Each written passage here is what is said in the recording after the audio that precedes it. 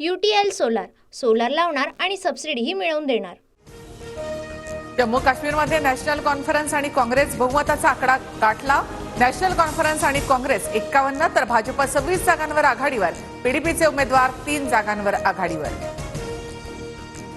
श्रीनगर, अनंतनाग आणि बारामुल्लामधील 22 पैकी एकाही मतदारसंघामध्ये भाजपची आघाडी नाही। सर्व 22 जागांवर नॅशनल कॉन्फरन्स आणि काँग्रेसची आघाडी।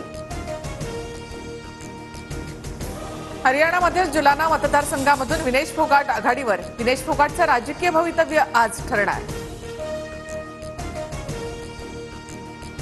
हरियाणा निवडणुकीमध्ये चौटाला कुटुंबाला धक्का। दुष्यंत आणि अर्जुन चौटाला पिछाडीवर तर एलनाबादमधून अभय चौटाला आघाडीवर। जम्मू काश्मीरचे माजी मुख्यमंत्री ओमर अब्दुल्ला दोन्ही जागांवरून आघाडीवर। लोकसभेतील पराभवामुळे ओमर अब्दुल्लांसाठी विधानसभा निवडणूक प्रतिष्ठेची।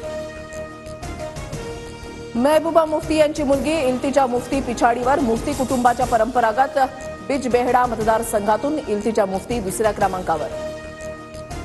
हरियाणामध्ये भाजपचे मुख्यमंत्री नायब सिंग सैनी आघाडीवर तर माजी गृहमंत्री अनिल विज पिछाडीवर। जम्मू काश्मीरमध्ये मतमोजणीसाठी सुरक्षा दलांचा कडेकोट बंदोबस्त। कलम 370 हटवल्यानंतरची विधानसभेची पहिलीच निवडणूक असल्यामुळे निकालाकडे सर्वांचं लक्ष।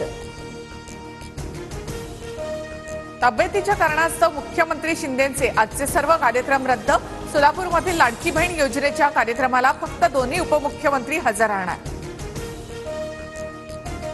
आजची राज्य मंत्रिमंडळाची बैठक रद्द। मुख्यमंत्री एकनाथ शिंदेंची प्रकृती ठीक नसल्यामुळे मंत्रिमंडळाची बैठक रद्द झाल्याची माहिती। पुण्यामध्ये मुख्यमंत्री शिंदेंच्या समर्थकांकडून बॅनरबाजी। गुडलक चौकामधील बॅनरवर शिंदेंचा कॉमन मॅन असा उल्लेख। दिवस रात्र काम करणारा मुख्यमंत्री बॅनरवरील आशय।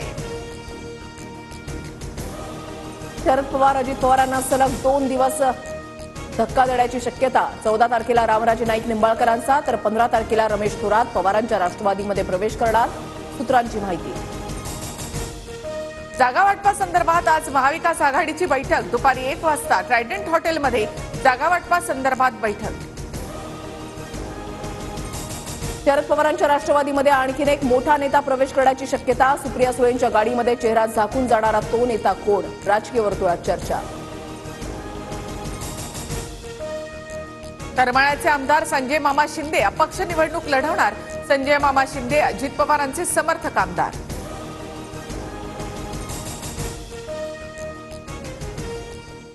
UTL सोलार लावणार आणि सबसिडीही मिळवून देणार।